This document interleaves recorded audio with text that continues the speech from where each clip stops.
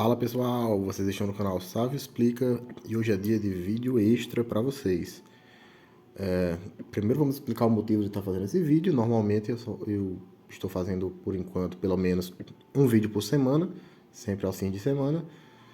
Mas vocês viram que o vídeo da semana passada ficou com um áudio meio, ruim. E eu fiquei com o peso na consciência do vídeo não ter ficado com a qualidade que eu gostaria. Então, resolvi fazer um vídeo extra como uma forma, digamos assim, de compensar. E além disso, hoje é feriado aqui no meu estado, no Rio Grande do Norte. Tô em casa sem nada para fazer. Vamos lá fazer mais um vídeo pro canal. Não custa nada. E no vídeo de hoje, nós vamos falar de um jogo que é um clássico, um super clássico dos jogos de tabuleiro, que é o Clue ou Detetive, mais conhecido no Brasil como Detetive. É um jogo de 1943 de um autor chamado Anthony Pratt. Ele foi lançado originalmente com o nome de Cluedo, que é um trocadilho, com a palavra clue, que quer dizer pista em inglês, e ludo, que é o verbo jogar em latim. Isso no Reino Unido. Chegou nos Estados Unidos e outros países, eles simplificaram o nome e virou apenas Clue. E aqui no Brasil, a Estrela, já há muitas décadas atrás, lançou a sua versão brasileira, Herbert Richards, que se chama Detetive. Com certeza muitos de vocês devem ter jogado na infância. Recentemente, assim, relativamente há pouco tempo atrás, a Hasbro, que é a atual detentora dos direitos do Clue internacional, começou a vender o Clue aqui no Brasil também. De maneira que hoje em dia você consegue encontrar no Brasil tanto o Detetive da Estrela quanto o Clue da Hasbro. E são basicamente o mesmo jogo, com levíssimas diferenças. As regras que você vai aprender aqui servem para jogar as duas versões. Essa versão específica que eu tenho é uma versão em miniatura que a Hasbro lançou, uma versão de bolso, onde a própria caixa do jogo serve como tabuleiro. Mas o que muda nela é apenas o tamanho. As regras vocês verão que são exatamente as regras normais do jogo, certo? Em Clue, ou Detetive, nós estamos investigando o assassinato do Senhor Pessoa na sua mansão. Nós precisamos descobrir.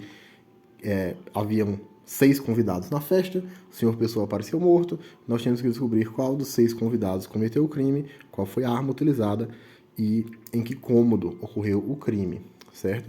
É um jogo para 3 a 6 jogadores, 3 a 6. Para começar o jogo, cada jogador vai escolher a sua cor. As peças, os peões que representam os jogadores são colocados em suas casas iniciais. Se você prestar atenção, no tabuleiro existem quadradinhos aqui, vermelho, por exemplo, que indicam a posição inicial de cada peão. Os 6 peões são sempre utilizados, independentemente de você estar jogando com menos do que 6 jogadores. Porque, além dos peões servirem para representar os jogadores em si, realizar os movimentos, como vocês verão, eles representam também os suspeitos.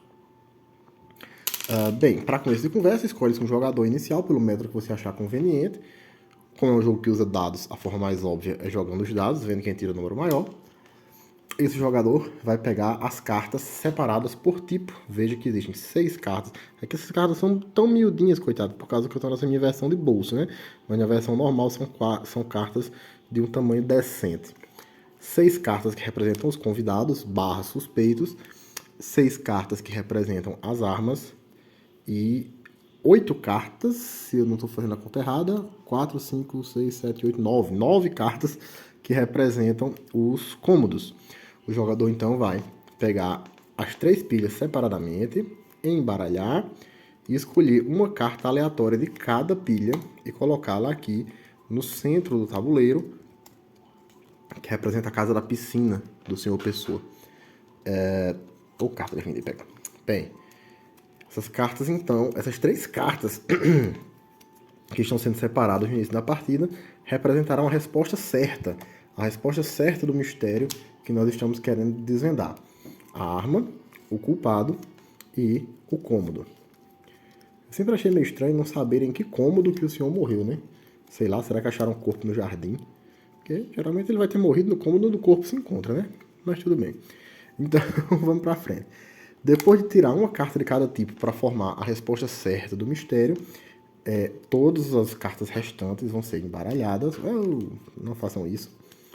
Todas as cartas restantes vão ser embaralhadas e vão ser distribuídas entre os jogadores, certo? É possível, dependendo da quantidade de jogadores, que não se tenha uma quantidade igual de cartas para todo mundo, mas é isso mesmo, a regra não prevê nenhuma solução para esse problema. Simplesmente diz que um jogador vai ficar com cartas a mais e é isso aí. Bem, vamos fazer aqui a divisão, simulando um jogo entre 4 jogadores, as cartas distribuídas assim, sentido horário.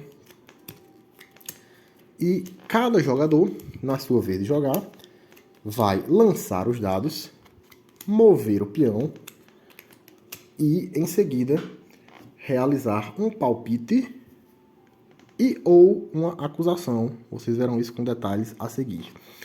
Para começo de conversa, lançar os dados. O jogador lança os dados e anda, digamos que eu seja o jogador amarelo, e anda... Tirei o que aqui? 7, 5 e 2. E anda com o seu peão o número de casas correspondentes. Vejam que o tabuleiro é todo quadriculadozinho, né? Cada quadradinho desse corresponde a uma casa. E vai percorrendo pela casa 1, 2, 3, 4, 5, 6, 7. Não foi nem suficiente para eu entrar no cômodo. Você vai percorrendo a casa tentando entrar nos diferentes cômodos. Não é permitido parar ou passar em uma casa que esteja ocupada por um peão de outro jogador. Então você vai ter que contornar, se for o caso. O objetivo dessa andança pelo tabuleiro é justamente você entrar nos diferentes cômodos, porque apenas estando em um cômodo é permitido dar um palpite. Digamos que o próximo jogador seja ali o branco, tirou 5 e 1. 1, 2, 3, 4, 5, 6, mais 1, 7. Os movimentos são feitos sempre apenas na horizontal e vertical, nunca na diagonal. Para entrar em um determinado cômodo é preciso tirar apenas o número necessário para entrar, não precisa ser o número exato. Então, por exemplo, esse jogador, se eu estiver a 3 casas de distância da porta do cômodo, basta que eu tire um 3 ou mais, né? Não precisa tirar exatamente 3. E a entrada e a saída dos cômodos é sempre feito pelas portas, se você reparar aqui. Bom, digamos que o próximo jogador aqui seja o azul e que ele tenha conseguido entrar no teatro. Então, ele pode realizar um palpite. Em que consiste um palpite? Consiste em você dizer um suspeito, uma arma e um cômodo que você acredita que possa ser a resposta certa para o enigma. Aí vem os detalhes. Primeiro, por que é necessário que eu esteja dentro de um determinado cômodo para dar um palpite? Porque o cômodo que você irá mencionar no seu palpite, o cômodo que você irá citar no seu palpite, precisa necessariamente ser o cômodo em que o seu peão está. Então, para eu dar um palpite que diga que o crime aconteceu no teatro, eu tenho que entrar no teatro. Segundo, o suspeito. Você irá, ao indicar o suspeito, pegar o peão que corresponda a esse suspeito e trazê-lo de onde quer que ele esteja até o cômodo em questão. Então, digamos que o jogador azul diga, foi o Coronel Mostarda, que é o suspeito representado pelo pino amarelo, no teatro. Então, o pino amarelo do Coronel Mostarda vai ser teletransportado diretamente para o teatro. Ah, mas e se esse pino pertencer a algum outro jogador? Paciência, é assim que funciona o jogo. Isso, inclusive, faz parte da estratégia do jogo. Você, às vezes, movimentar o peão de outro jogador contra a vontade dele, digamos assim, de maneira a fazer a sua estratégia prevalecer. Então, o peão que representa o suspeito em questão vai ser levado lá para o cômodo. E quanto à arma, nós temos aqui essas miniaturazinhas. Na versão normal do jogo são miniaturazinhas de plástico. Nessa nossa versão são essas cartinhas que são menores ainda do que o normal. Então, digamos que ele disse que foi o Coronel Mostarda no teatro com o castiçal. Você coloca a fichinha do castiçal, mas isso tem função apenas ilustrativa, né? Certo? Se você não colocar, isso não vai afetar em absolutamente nada o restante do jogo. Essas fichinhas das armas é apenas algo meramente ilustrativo. Uma vez dado o palpite, nós passamos para a próxima fase, que é a conferência do palpite. Digamos que o jogador azul era o terceiro, né? Então o jogador azul seria esse. A conferência do palpite, todos os demais jogadores em sentido horário vão verificar nas suas cartas se eles possuem pelo menos uma carta que corresponda a um dos itens do palpite em questão. Então, o próximo jogador, que seria esse aqui, iria analisar se ele tem na sua mão ou o teatro, ou o coronel mostarda, ou o castiçal. Veja que ele não tem nenhum dos 3 itens. O foco do celular não está ajudando muito, mas acho que dá para ver, né? Ele não tem nenhum dos 3, ele simplesmente diz, não tenho, passa a vez para o próximo em sentido horário. O próximo jogador vai olhar a sua mão, opa, ou cartinhas ruins de pegar, e vai ver se ele tem algum dos itens. Veja que ele possui o castiçal. Então ele é obrigado a pegar o castiçal, a carta do castiçal, e mostrar apenas para o jogador da vez. Ele entrega a carta assim, virada para baixo, o jogador olha e devolve. Feito isso, encerra-se a fase de conferência do palpite. A conferência do palpite vai girando em sentido horário até que um jogador tenha pelo menos uma das 3 cartas, certo? Pode acabar logo no vizinho da esquerda, pode acabar no segundo, no terceiro, enfim, ela vai rodando o quanto for necessário até que pelo menos um jogador tenha uma das cartas. Qual a lógica disso? Ora, se a carta está na mão daquele jogador, significa que ela não está aqui, não é? Então, por eliminação, o jogador, sabendo as cartas que ele tem na mão dele e sabendo a carta que ele acabou de ver na mão do colega aqui, do adversário, ele vai, por eliminação, fazendo a sua dedução. Aqui nós temos uma microscópica folha de anotações, onde você pode ir anotando, fazendo as suas anotações, até chegar à conclusão da resposta certa. Pergunta, e se um jogador tiver 2 ou até mesmo os 3 itens do palpite na sua mão? Ele não é obrigado a dizer isso, ele simplesmente mostra um dos 3 ou dos 2 que ele tiver e o jogo segue. E se o jogador tiver a carta, mas não quiser mostrar? Se faz de doido, diz que não tem e passa a vez para o próximo. Bom, isso não é permitido pelas regras, certo? Isso seria trapaça. Sugiro que você jogue, não convide esse colega para a próxima partida. Mas as regras estabelecem uma punição. Se o jogador fizer isso e mais tarde ele for descoberto, ele simplesmente está eliminado do jogo, certo? Então, por exemplo, eu digo que não tenho nenhum daqueles 3 itens, passa a vez, quando é 2, 3, 4 rodadas na frente, alguém descobre que eu tinha um dos 3 itens e se lembra, ei, naquelas 2 rodadas atrás você disse que não tinha o castiçal, como é que você está me mostrando o castiçal agora? Então o jogador está eliminado. Ok? Além do palpite, nós temos uma outra ação no jogo, que é a acusação. Na acusação, diferentemente do palpite, você vai cravar e dizer que tem certeza absoluta que o culpado é fulano, o cômodo é tal e a arma é tal outra. E aí nós temos uma diferença importante nas regras, certo? Existem versões, lógico, é um jogo muito antigo, que tem versões estrangeiras, versões brasileiras, é natural que tenha variantes nas regras. Existe uma versão das regras que diz que o jogador não pode fazer uma acusação e um palpite na mesma rodada. Caso queira fazer uma acusação, ele tem que gastar a sua rodada inteira apenas para isso. Existe outra versão, que é essa que eu tenho, nessa minha versão aqui que eu tenho, diz que é permitido sim você fazer uma acusação e um palpite na mesma jogada. Então você faz o palpite, depois de todo o processo de conferência do palpite, você ainda pode, se quiser, fazer uma acusação. Qual a diferença isso faz? Que diferença isso faz? Bem, faz muita diferença. Porque se você der um palpite 100% certeiro, ou seja, o palpite girar a mesa inteira e ninguém tiver nenhuma daquelas 3 cartas, nem você também tiver na sua mão, você vai ter 100% de certeza de que aquelas 3 cartas são as que estão no centro do tabuleiro e você vai fazer a sua acusação logo em seguida e ganhar a partida. Isso pela regra, essa aqui. A regra que permite fazer uma acusação e um palpite na mesma jogada.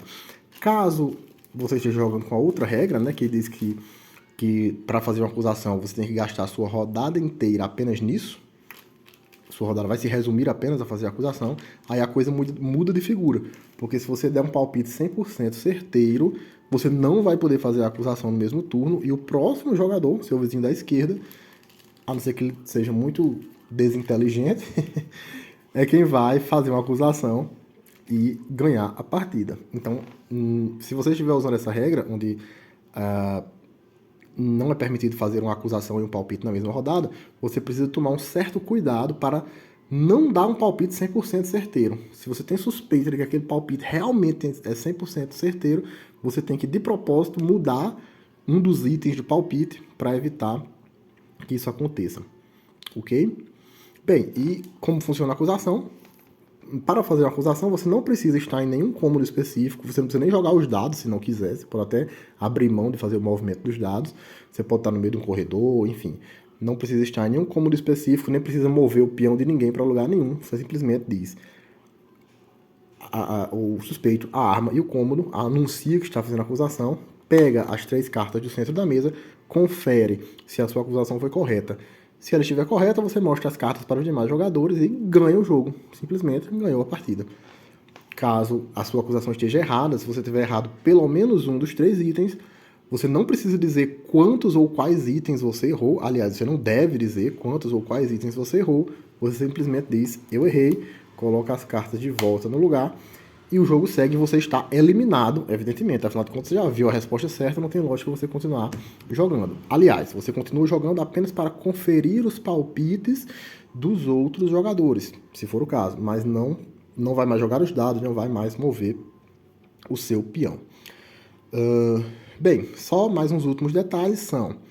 Primeiro, passagens secretas. Existem 4 cômodos, né, os 4 das esquinas, que tem passagens secretas, justamente para a esquina oposta. Nesse nosso tabuleiro aqui, do observatório para a cozinha, da casa de hóspedes para o spa. Se você estiver com seu peão em um desses compartimentos, se você inicia a sua jogada em um desses compartimentos, você pode abrir mão de jogar os dados. Em vez de jogar os dados, você simplesmente pula para o compartimento oposto, utilizando a passagem secreta.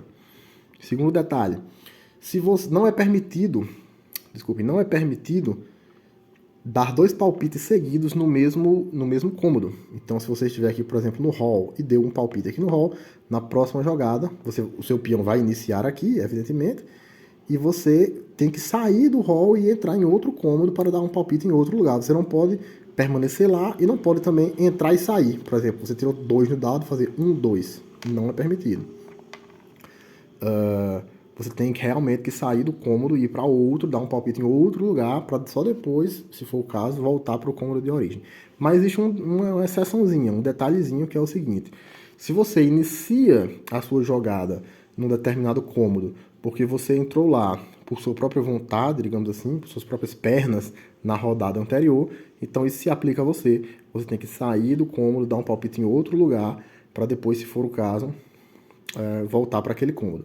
No entanto, se você inicia a sua rodada num determinado cômodo porque o seu peão foi levado para lá à força, digamos assim, foi levado para lá contra a sua vontade, em virtude do palpite de um outro jogador, que foi o que aconteceu aqui naquele nosso exemplo, se vocês lembram, então nesse caso você pode abrir mão de jogar os dados para dar um palpite já nesse cômodo.